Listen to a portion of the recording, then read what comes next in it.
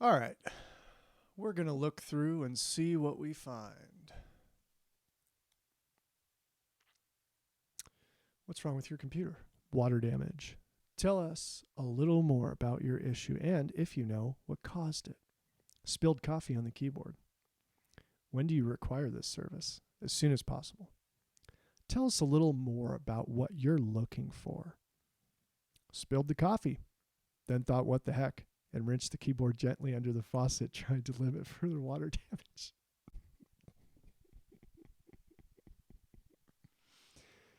Now I can't get it to shut down. Some keys don't work. It's a Lenovo Yoga. Oh my God, is it a laptop?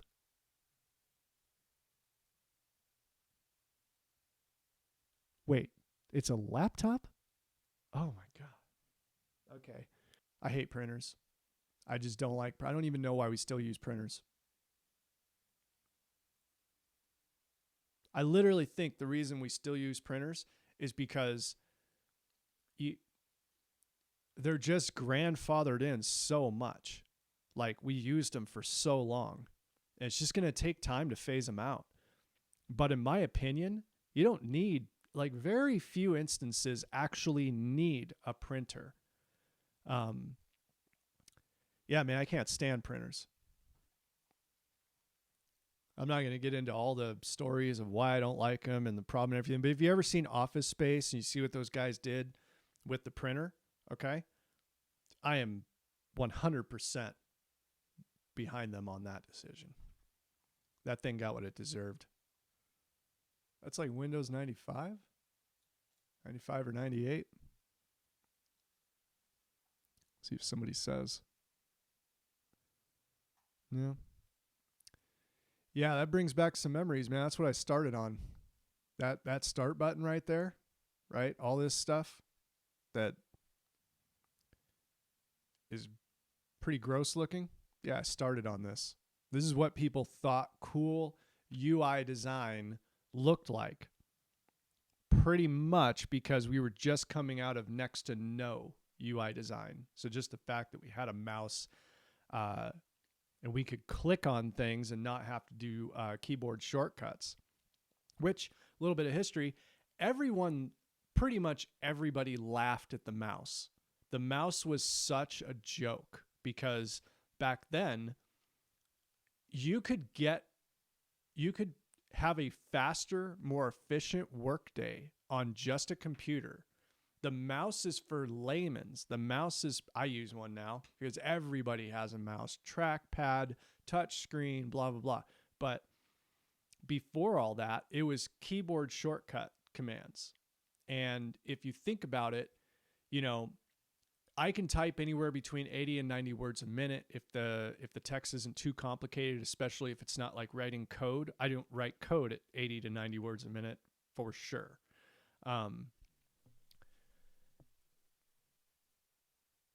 If you just moving your hand off the keyboard and over to the mouse and then back and then over and missing the click and having to go back. Oops, I hit the square and not the minimize, blah, blah, blah. You can fat finger the keyboard too and make mistakes, but people could work faster and more efficiently with just a keyboard than a keyboard and a mouse. But we had so many layman's coming in to the personal computer space that they had to, the right people just knew that they needed to dumb it down a bit and make it clicky. Yeah, this is cool. I didn't know what this was at first, but these are all roller balls from a mouse. These are all, they've got a pretty cool one here. So that big red one, that's a trackball for a mouse that doesn't move. So they have these for people that have like wrist problems. It'll be this, the ball's on top of the mouse. So they roll it. You can still get these today. Actually, let's see.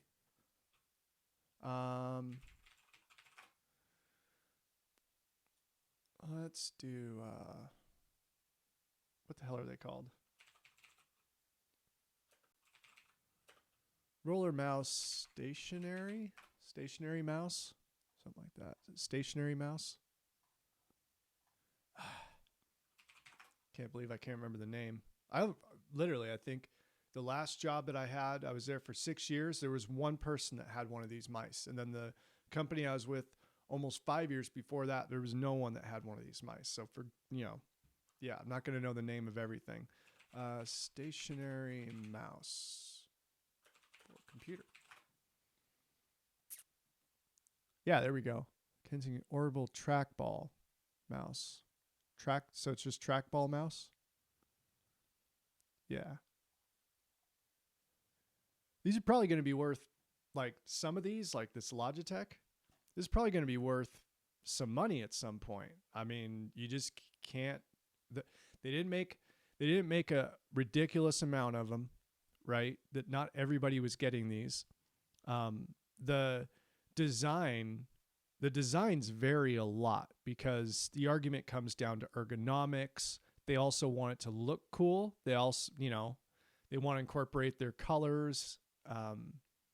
But yeah, I mean, I bet some of these are going to be like collectors. So this is the ball I was talking about. This ball right here. That's like, when I see that big red ball, this is the one I'm thinking of. And if you look at it, right? So see those little black dots? See how close I was. Yeah. Yep. Look at those.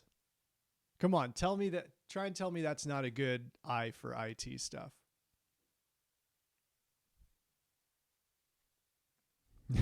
Yeah, you'll see this a lot.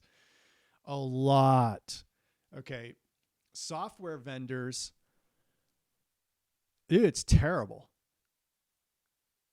These support teams are just people with scripts, not scripts to run on a computer, scripts to read from. And they can only operate in a specific area of knowledge. Not that they can only operate in the knowledge that they know. They can only operate in the knowledge they're allowed to seem like they know. There's tons of gals, support people I've talked to where I know for a fact they know what the problem is, because they'll let something slip or, just their tone, they know, but they can't say it because it would put the fault on the software. And one, there'll be a false positive in which the technician will point out something to the IT person, or the support individual will point something out to the technician that they weren't considering, that does look like a problem, but isn't the actual problem. They may get off the phone with them at that point and say that the ticket's been solved. And then it'll be even harder to get that ticket reopened because they're like, yeah, we solved this. Did you do this? And then you're not even on the phone with them anymore. Now it's just back and forth in email, and they can be even more evasive in that sense. Or you get them frustrated. You get the support can get the IT guy frustrated by navigating them to every other thing until the IT guy finally goes, you know what? Screw it. I'll figure it out myself. They don't say that, but I've talked to so many IT people where there's like, I just got off the phone with them. I was tired. Call them back. They're not giving me, make them give you. We say this to them. We buy this software. We don't have to buy this software. You have competitors. Something's wrong. I've checked what you've asked me to check. You can either do, something along those lines. You can do it right, what's right, or, I can start shopping. It's not anything really aggressive. It's just, this is a business. This is what I need to do. Your software is the thing I'm having the problem with, period. You can either do this or you can't. If you're not capable of doing this, as you might not be because we haven't gotten a resolution yet, then maybe there's somebody next to you that you can bump and say, can you give me a hand with this? Sometimes that works because when you challenge somebody's knowledge, there's more chance that they'll go off script because you're attaching the situation to a little bit of an emotion. I've actually rarely come across a support technician that I wouldn't say wasn't proud of what they were doing, but they maybe it's just they always wanted to get completed and closed tickets, but they have some motivation to look like they know what they're talking about. So if that can be questioned at some point in some polite manner, that's how you can kind of get support to kick up the gear a little bit.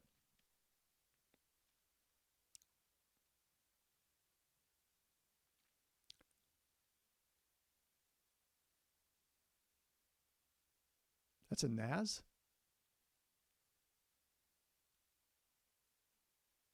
So what is it, a Wi-Fi USB power plug? This is actually kind of cool.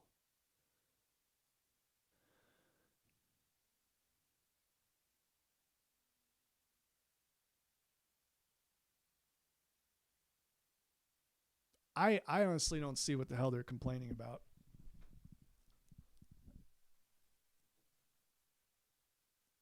So who's asking for admin privileges? Because very few people should have admin privileges. This guy with the crown, just looking at him, just don't give him admin privileges. Like, for sure.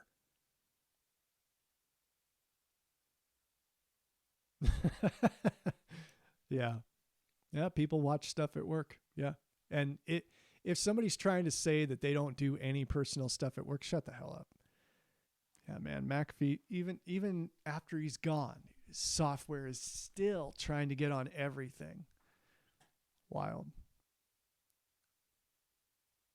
That's very true. That's very true. That's very true. Stop trying to make it happen. It's not going to happen.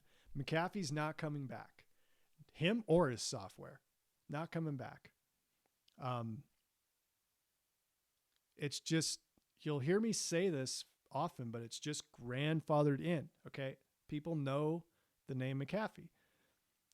McAfee's set up to be contracted through so many distributors that it just came baked into everything at one point. It was either you had McAfee, Norton, or AVG. That was basically it. And McAfee was just really good at being there first. Okay. I never got AVG first. I had to go download AVG. Norton sometimes would come with what you buy, but if I remember correctly, it wasn't so much hardware. Well, operating system distributors, it was more like software. I think I remember like an AOL installation disc would come with like a 30-day free trial of Norton antivirus, right? But the Windows operating system that would go on, that came with McAfee, right? So McAfee just got there first, just grandfathered in, like a cabin being too close to the water, but it was built in 1850 or something. Like, you can't do anything about it. Yeah, man. Possibly the best product on earth. If you work with a bunch of other IT people or facilities people that use zip ties, yes, you will look at Velcro like it's possibly the best thing. Help desk technician working under a desk, and he gets under it and he sees, let's say he couldn't see a single cable until he got under it, which is ideal. But then he gets under it and he sees 20 zip ties. Dude, that's worse than seeing a cable.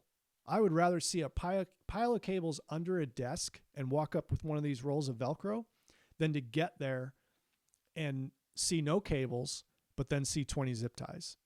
Like, every time I see someone use a zip tie, I'm like, please, like, I'll give them a little roll up.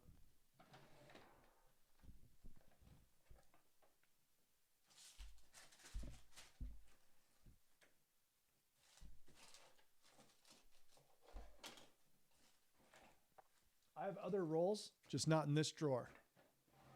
There's another one over there. I'll give them a roll. Please, please don't use any more zip ties.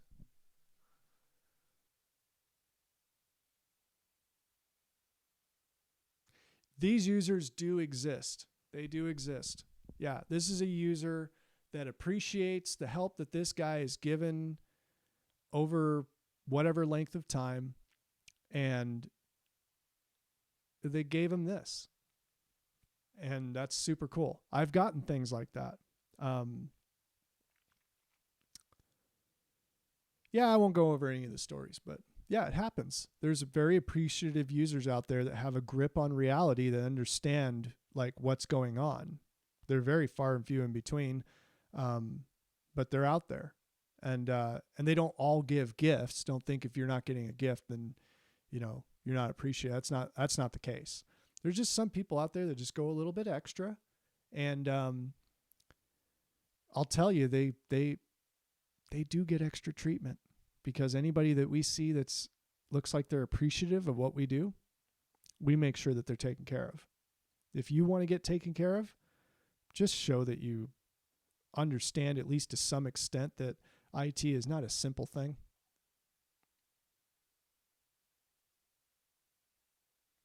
Yeah, this happens. This happens a lot. The technician should be making the user aware that they're going to remote to their computer, and that it's okay to remote to their computer. It should be, for example, let's say it's a desk phone call, okay, or a cell phone call or something, right? Yeah. Hey, Joe, saw the ticket, was going to call and just see if now is a good time for me to connect and take a look at it. Yeah, cool. Okay, thanks. Okay, now the user knows that you're going to connect, and you know that they know that you're going to connect, so this isn't going to happen. But you also know that they're not in the middle of something like a meeting or a project that they've been working on. Sometimes people get in these zones and they don't want to break out of them. And even just 5 minutes of dealing with the ticket can break you out of, this stride that you've got. So it's just common courtesy to check with people. And if this is a ticket support team that doesn't understand that very basic principle, there's another problem.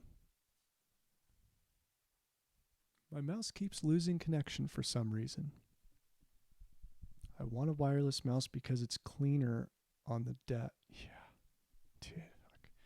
Yeah, man, those kind of tickets, yeah, those requests very much exist.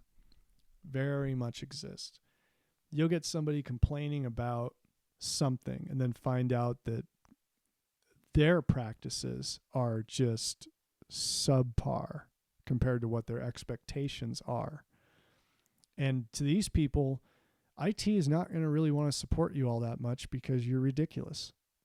And we have no idea what you expect because you're unpredictable. Because what we see is not what's coming out of your mouth.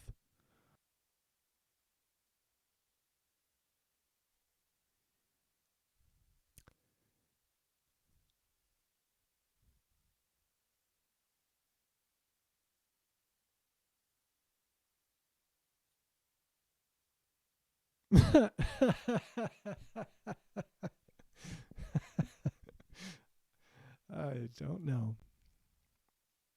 Somebody had some fun with that, though. You can rename different input devices. You can rename, or you can do that. You can kind of not every TV, but pretty close. That's funny. Somebody probably just did that works there. It's more funny it's more advantageous for a user to have done this than an IT person to have done this, because IT would then just get a ticket. And if you're trying to have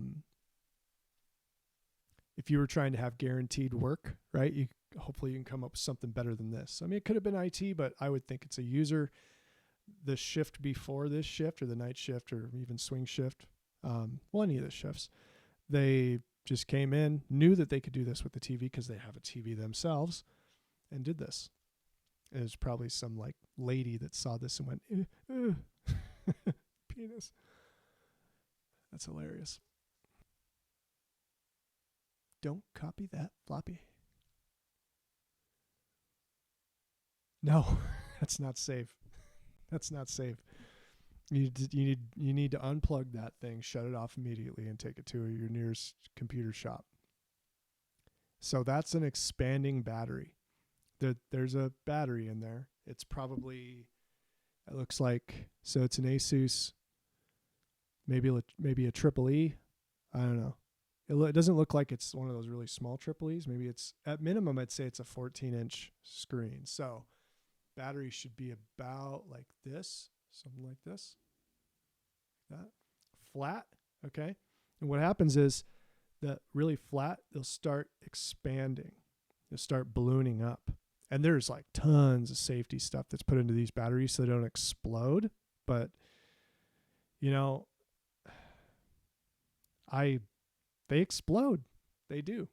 It's not super common. I've worked on these. I worked on an aluminum chassis MacBook Air once. That's how I got to learn about just how awesome Apple laptop chassis can be, regardless if they suck at software.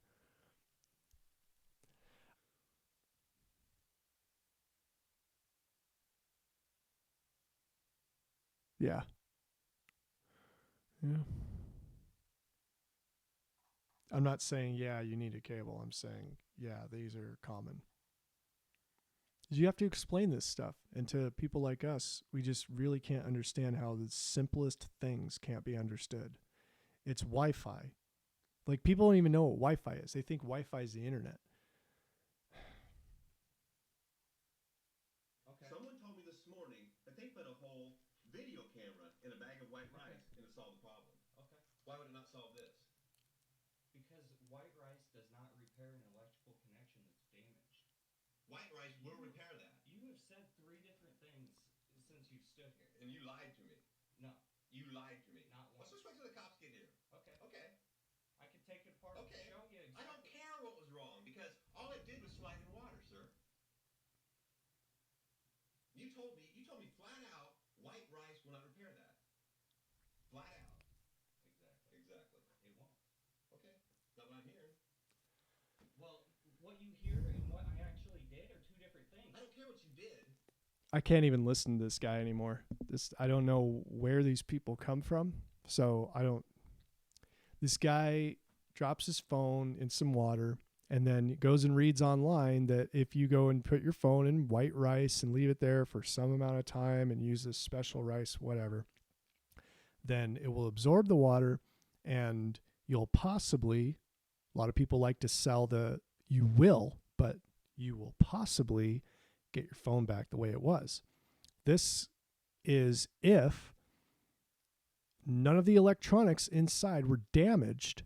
Okay. So if you put your phone that you dropped in water in white rice, you leave it there for a day. Okay. Give it 24 hours. You leave it there for a day. It doesn't matter what rice. White rice, jasmine rice, right? Something like that. And you pull it out and it won't power on. It's probably because the water got into the electronics. Okay. Which electronics don't like.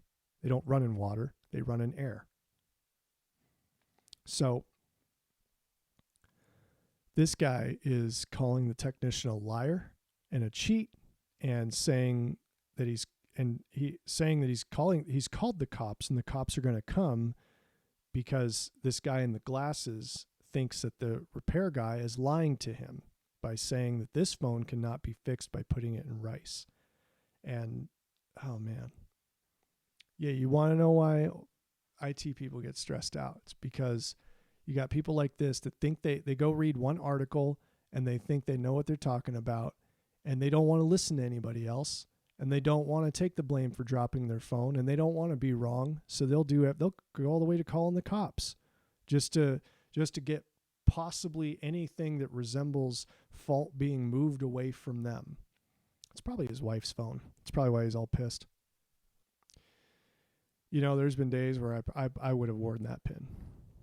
There's been days I would have worn that pin happily, take any help I can get. Sometimes you run into some stuff where like, I don't know how we're going to get around this in the time that we need. I always ended up getting around it, but yeah,